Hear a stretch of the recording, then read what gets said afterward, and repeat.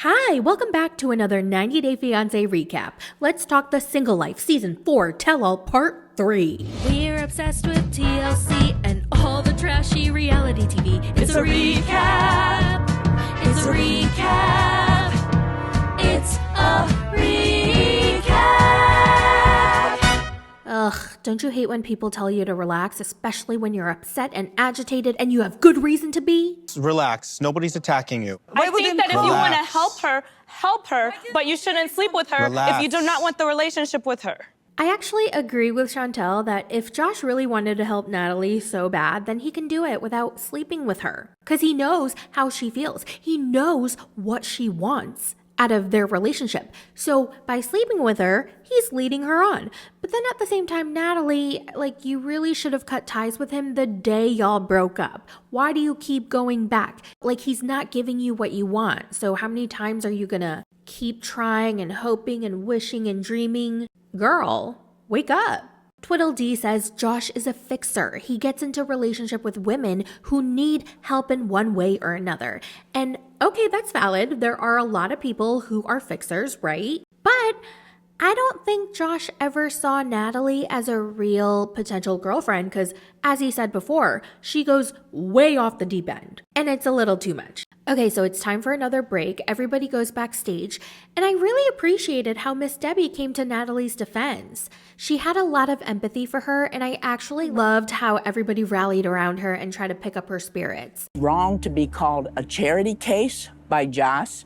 That means somebody poor that can't help themselves and just throw them some money. They call me charity case, yes? Yeah. Chantel gave her some pretty good advice. I was shocked. You have to accept somebody where they are, not for what they're going to change into. Right, exactly. And Tim pointed out that when she needed Josh, he answered. So that's what really matters. And I guess that's true. It was off camera. At the time she called him for help, they weren't filming and he still went to go help her. So clearly he does care for her. Oh, and I loved how Tyray gave her the advice to stop sleeping with him. I mean, I absolutely 100% agree. But isn't it funny, that it came from him, that advice? So everybody's chatting backstage and suddenly Josh comes and he wants to talk to Natalie for a second. And they go off to the side and he's like, hey, are you okay? I just want to check in.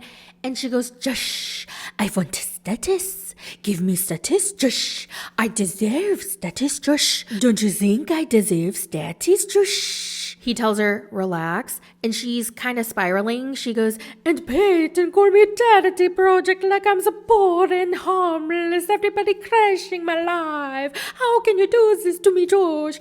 And he goes, shh, Natalie, calm down, relax, hold on, let me explain. I'm a good person, Josh. I don't deserve this. I'm like the wild animal in the wilderness, and they catch him and poke and poke and poke and poke and poke, and the animal wants to go home, and they poke and poke and poke and poke, and the animal cannot go home. Started to poke and poke. Animal wants to go home and he cannot go home. And everybody pokes and pokes and pokes and pokes and pokes and pokes and pokes and pokes and pokes and pokes and pokes and pokes and pokes and pokes and pokes and pokes and pokes and can you see? It's dangerous. And then he's like, Natalie, let's forget about the past. That happened a long time ago. Let's focus on the now so that we can move forward from this. Okay, there was no resolution to this conversation. She didn't get any of her questions answered yet again. And I guess we're going to see them back on season 5 of The Single Life. Yay! Next is Tyray, and this was so upsetting. I don't know if anybody else was so uncomfortable and upset like I was, but okay, first they play back his scenes and he's very aware of how cringy some of his scenes were. So I give him a lot of credit for being able to laugh at himself and be cool about it and to roll with the punches, you know? But then things get really freaking awkward. Before that, they mentioned Tiffany, and remember how he was at his cousin's birthday party and he met Tiffany, and then she was gassing him up and she was like, oh my God, he's such a cute teddy bear. Yeah, I want to cuddle with him and I can see myself going on a date with him. And they scheduled a date and then she ghosted him. So I thought it was kind of like a fake out. Maybe she had another excuse, but the show kind of wanted it to seem like he was getting ghosted.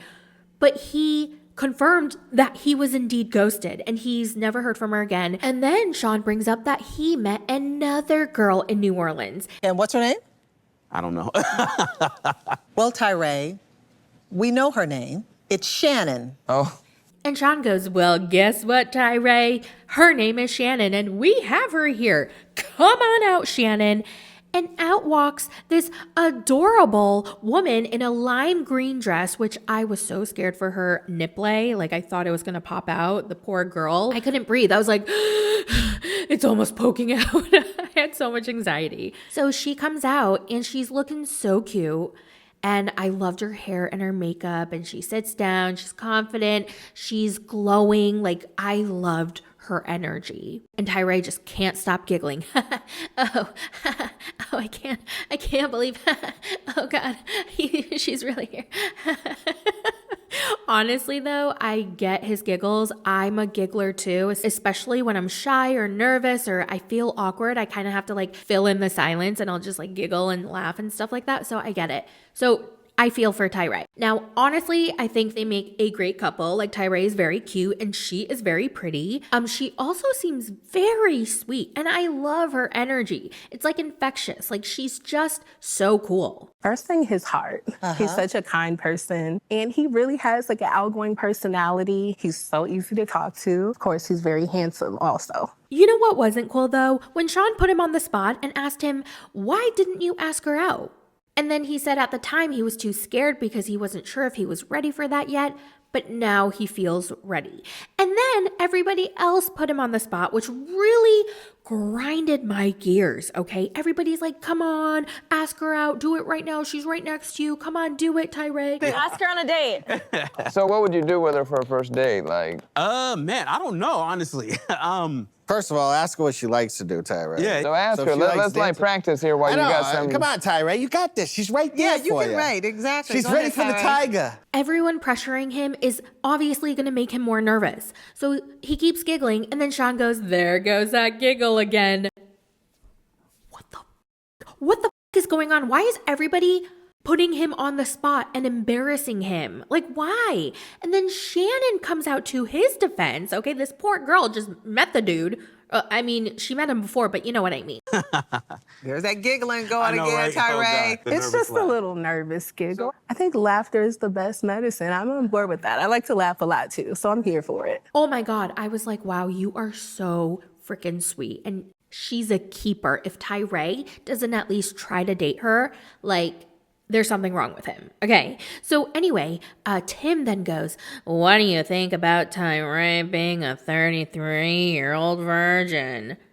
Why? Why are you asking that to her in front of him, in front of everybody? That is so humiliating. Like, it's just so embarrassing. Like, stop. Why is everybody treating Tyray like he's some child? They're infantilizing him and they're just kind of like laughing at him and just, I know, I'm sure they like him as a person and they care, quote, care about him, but they're really doing it for their own entertainment. I just had such a hard time watching this and I was cringing at everybody other than Tyray. Like, just everybody was so gross. Am I alone in this? Please let me know in the comments how you guys felt about it. Did you think it was just a fun little joking banter, or were you kind of uncomfortable? By the way, Tyray's never had a first kiss, so everyone makes it known to Shannon, oh, did you know he's not only a virgin, but he's never had a first kiss? She's like, oh, I didn't know that. And everyone pressures him to kiss on stage right now. They're like, go kiss her. She's right there. Kiss her, kiss her, kiss her, kiss her. Do it, do it, do it, do it. If you want to, you can be Tyray's first kiss. Are you game? Oh, God. Why not right now? I mean, why not right now?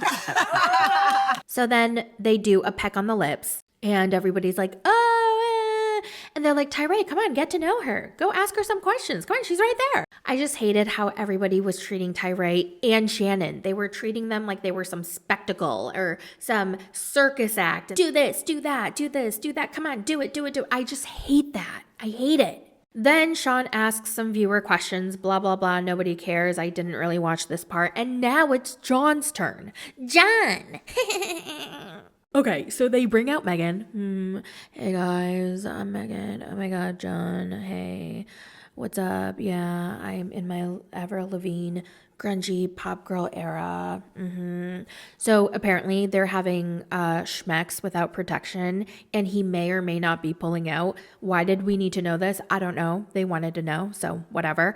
And you know, the whole issue of like, can John be a good step parent? Can John be a dad? And Megan wants another child. I think he's trying to say that he is down for whatever, and she's trying to say that she's down for whatever. So she's like, I'm just like letting whatever's supposed to happen. Like, I'm not gonna go out of my way to not have another kid, but like, I'm not going out of my way or not going out of my way to like not have a kid. What? I was so confused. I was like, stop talking. It's not really something necessary for me. It's not one of those things that I need. But if it was to happen, you know, obviously I'd love my child and stuff. We're not wearing protection.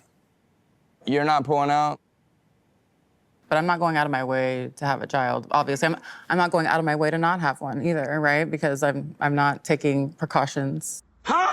So it's time for Patrick to come out to stir the pot. And he's like, no, John's not ready to be a freaking dad. And I was like, whoa, okay. And John's like, what do you mean? Also, we learned that they have jealousy issues with each other. Like, she tends to kind of check his phone a lot and check his location. And they bicker and argue about that a lot. And Megan's like, you know what? I think that's normal in a relationship because, like, I love him and I care about him, obviously. So, like, that's totally normal. And Chantel's like, no, that's toxic. And she's like, I disagree. Oh, yeah, I disagree. I totally disagree. I mean, I'm very open about like having trust issues. I'm working on it, and I told him like it's a process. He gets jealous too, and you know, there's always two sides to everything, but you know. She also gave John a timeline. She wants an engagement and a ring within a year and a half. You need an engagement within a year and a half. God damn, give a man a break. Then yeah, we're gonna have to like figure out what's going on. And John acts like there's no way he's going to give into her timeline. He does not follow timelines. Timelines are not for him. But then all of a sudden, he gets up from his seat and he gets down on one knee. And it looks like he takes something out of his pocket or something that looks like a ring box, but I'm not really sure. And the episode ends there. So we're going to have to wait until the next episode to see what happens. I would be shook if he proposed. What do you guys think? Do you think he's going to propose to her, or do you think this is a fake out?